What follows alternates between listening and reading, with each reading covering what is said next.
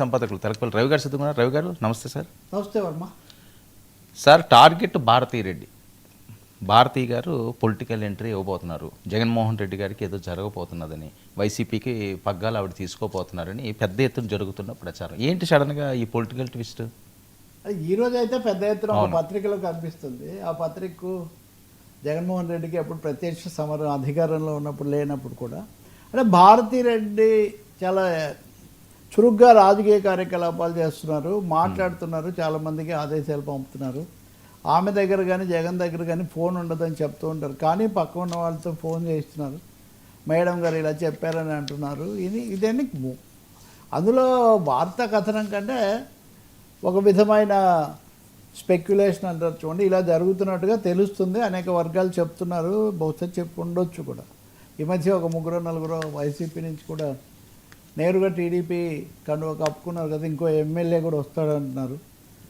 ఏదైనా కానీ వైసీపీ మీద రాజకీయ విమర్శ జగన్కు పరిమితం చేయకూడదు, భారతీయుని కూడా ప్రధానంగా పెట్టుకోవాలన్నది తెలుగుదేశాన్ని బలపరిచే మీడియా ఒక లక్ష్యంగా పెట్టుకున్నట్టు కనిపిస్తుంది. నిజంగా ఆమె ప్రత్యక్ష పాత్ర వహించి ఎక్కడన్నా నోరు జారితే, ఎక్కడన్నా మాట్లాడితే, లేకపోతే ఏదైనా ఆదేశాలు బహిరంగంగా ఇస్తే అది వేరే విషయం. సాక్షికి అధినేతగా ఎట్లాగా ఆమె చాలా రోజులుగా దాని చైర్పర్సన్గా ఏదో ఉన్నట్టున్నారు, అది జరుగుతూనే ఉంటుంది.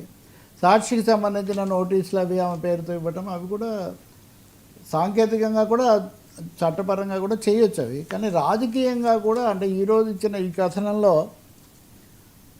ఆమె చాలా క్రియాశీలంగా నాయకత్వం ఏదో తన చేతుల్లోకి తీసుకోవాలని ఒక ప్రయత్నం చేస్తున్నారు.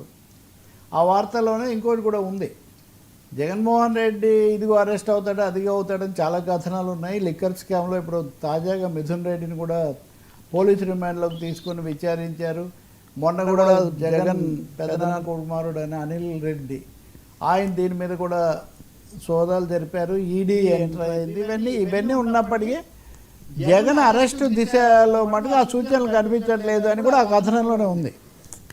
అది ఆసక్తికరమైంది. అంటే జగన్ అరెస్ట్ అయ్యే సూచనలు కనిపించడం లేదు అంటూనే అరెస్ట్ అయితే నాయకత్వం ఎవరు తీసుకోవాలి, సో ఆ నాయకత్వానికి సిద్ధం చేసే ప్రయత్నంలాగా ఇదంతా కనిపిస్తుంది అన్నది. మొత్తం మీద ఇప్పటివరకు వైసీపీ నాయకులు ఎవరైనా ఎంత తీవ్రంగా మాట్లాడే వాళ్ళైనా చాలా తక్కువగానే భారతీయ గురించిన అంశాల మీద మాట్లాడడం అది జరుగుతుంది. బహుశా ఇప్పుడు అటు వివేకానంద రెడ్డి హత్య కేసు వచ్చినప్పుడు కానీ, సాక్షి వార్తలు అవి వచ్చినప్పుడు కానీ ఈ ఆమె గురించి ప్రస్తావిస్తుండేవాళ్ళు. ఇప్పుడు ఈ కథనాన్ని బట్టి చూస్తే రాబోయే రోజుల్లో బహుశా భారతీ రెడ్డి మీద కూడా ఈ రాజకీయ వాద వివాదాలు పెంచే అవకాశం కనిపిస్తుంది. దీనికి టిట్ ఫార్ టాట్ లాగా చేస్తున్నారని అనుకోవచ్చు, లేకపోతే ఎంత మాట్లాడినా కదలట్లేదు కాబట్టి ఇంకొంచెం డోస్ పెంచాలని కూడా భావించి ఉండవచ్చు. కానీ వైఎస్ఆర్ రాజశేఖర రెడ్డి కానీ జగన్మోహన్ రెడ్డి కానీ వాళ్ళు పనిచేసిన తీరు అవన్నీ చూస్తే మటుకు వాళ్ళు ప్రత్యక్షంగా నాయకత్వం ఇచ్చి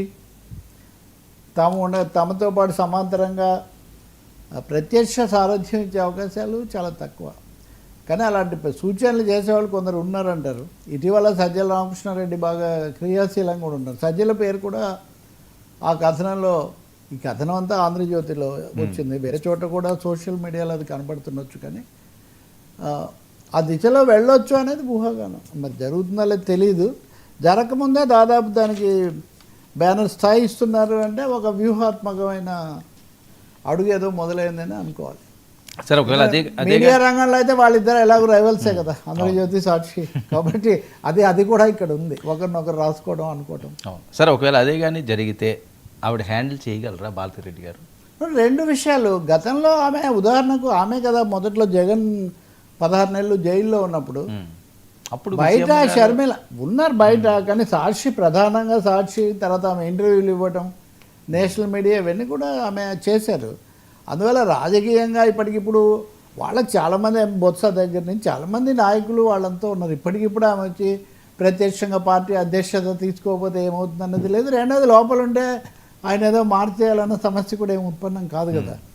ఇప్పుడు చంద్రబాబు నాయుడు గారు లోపల ఉన్నా కానీ లోకేష్ భువనేశ్వరి అప్పుడు మొదటిసారి ఆమె అప్పుడు కనబడ్డారు, మళ్ళీ తర్వాత ఆమె ఇప్పుడు మళ్ళీ ఏం ప్రత్యక్ష రాజకీయాల్లో లేరు. కాబట్టి ఆమె కూడా వ్యాపారాలే చేస్తూ ఉంటారు, మిగతా అంశాలలోకి నేను పోవట్లేదు. కానీ అందువల్ల ఇది వ్యూహాత్మకంగా తీసుకొస్తున్నారా లేకపోతే నిజంగా ఏమైనా భావిస్తున్నారా, ముందు నుంచి కూడా ఆ కోణంతో తెస్తున్నారా తెలియదు. అంటే చేయగలరా లేదా అంటే ఒక మోస్తరు. ఇప్పుడు ఎవరో అడిగారు సత్యభామ పాత్ర జమున బాగా చేశారా, వాణిశ్రీ బాగా చేశారు. నిస్సందేహంగా జమున చాలా బాగా చేశారు. కానీ దానికి ఒక జవాబు చెప్తూ కాస్త స్వాతిశయము వనరులు అని ఉన్న వాళ్ళు ఎవరైనా చేయగలుగుతారని ఎవరో అన్నారు. కాబట్టి వాళ్ళ కోసం చేయడానికి మీలాంటి లేకపోతే ఇంకా చాలామంది సహాయకులు మాట్లాడేవాళ్ళు రాసి పెట్టేవాళ్ళు చాలామంది ఉంటారు కదా. కానీ ఇప్పుడు ఎజెండాలో ఉందని నేను అనుకోవట్లేదు. ఓకే, నా అంచనా చెప్పమంటే మటుకు ఇప్పుడు ఎజెండాలో ఉందని అనుకోవట్లేదు. తర్వాత వస్తే కూడా ఇప్పుడు అదే కదా నేను చెప్పింది, అవతల పార్టీ నుంచి మైసూరారెడ్డిని తెచ్చి పార్టీలో పెట్టుకోగలిగింది. అప్పటికి ఇంకా ముఖ్యమంత్రి లేదు, ప్రతిపక్ష నాయకుడు కూడా లేదు. అవును, లేని రోజుల్లోనే మైసూరారెడ్డి లాంటి దిగ్గజాన్ని అక్కడి నుంచి తెచ్చి తమ పార్టీలో పెట్టుకున్నారు ఆయన జైల్లో ఉంటూ. కాబట్టి ఇవన్నీ సంభవమా కాదంటే ఇందులో ఊహ ఎంత నిజమెంత అంటే ఇప్పటికైతే ఊహే. కానీ సంబంధాలే ఉండవా, మాట్లాడుతూ ఉండరా అంటే ఖచ్చితంగా ఉంటారు. అధికార సౌధంలో ఉన్నప్పుడు ఎప్పుడు అధినేతల పక్కన ఉన్నప్పుడు వాళ్ళకి ఆ మాత్రం పట్టు లేకుండా పలుకు లేకుండా ఎలా ఉంటుంది. ఎన్నికల ప్రచారం అయితే చేశారు కదా. ఓకే సార్, మరొక అంశం ఎన్నికల ప్రచారం అని మీరు అన్నారు కాబట్టి ప్రచారానికి సంబంధించి జగన్మోహన్ రెడ్డి గారు జైల్లో ఉన్నప్పుడు షర్మిల గారు అయితే ఖచ్చితంగా అన్న వదిలిన బాణం అని చెప్పి సుడిగాలు పర్యటన చేశారు, ప్రజలు ఆదరించారు. సో ఆ షర్మిల లేని లోటు భారతీ గారి గారికి అప్పచెప్తే భర్తీ చేస్తారంటారా? ఇప్పుడు రెండు విషయాలండి. ఇప్పుడు షర్మిల అప్పుడు ఆయన జైల్లో ఉన్నప్పుడు చేశారు. తర్వాత ఆయన వచ్చిన తర్వాత ఆ ప్రాధాన్యత అంత ఇవ్వలేదు. తెలంగాణలో ఆమె 2014 ఎన్నికల్లో ప్రధానంగా ప్రచారం చేశారు తెలంగాణ ప్రాంతంలో మట్టుకు. 19కి వచ్చేసరికి అది కూడా పెద్దగా ఏమీ లేదు. అప్పటికే ఆమె బెంగళూరు వెళ్ళిపోయారు, ఆమె దూరంగా పెట్టారనే కథనాల్లో ఒకరోజు అయితే సాక్షిలో మొత్తం అప్పుడున్న మిత్రుడు పెద్ద ఇంటర్వ్యూ చేశాడు. నేనే ఎక్కడికి పోలేదు, మా మధ్య విభేదాలు లేవు. ఇవన్నీ ఉమ్మడి కుటుంబం, ఇది ఉమ్మడి కాకపోయినా ఎవరిది వాళ్ళకు ఉన్నా ఇవన్నీ జరుగుతూనే ఉంటాయి. ఎవరు లేని లోటు ఎవరు తీరుస్తారు, ఎవరికంటే ఎవరు ఎక్కువ షైన్ అవుతారు అన్నది ఎవరు చెప్పగలిగిన విషయం కాదండి. ఆ పాత్ర వాళ్ళకి ఇచ్చినప్పుడు ఆ తెర మీద వాళ్ళు ఎలా నటిస్తారనే చూడాలి తప్ప. ఇంకోటి షర్మిలను జగన్ తరఫున వస్తే అంతగా ఆదరించారు. మరి ఆమె మొన్న పోటీ చేస్తే ఎక్కడ కాంగ్రెస్ పార్టీకి ఏం ఓట్లు సీట్లు డిపాజిట్లు కూడా ఎక్కడ ఏం రాలేదు కదా. ఉదాహరణకు ఏది టీడీపీ ఓడిపోతున్నప్పుడు వైసీపీ ఓడిపోతున్నప్పుడు ఆయన మీద కోపంతో ఈమెకు ఓట్లు వేయలేదు కదా అంటే వేయలేదు మరి.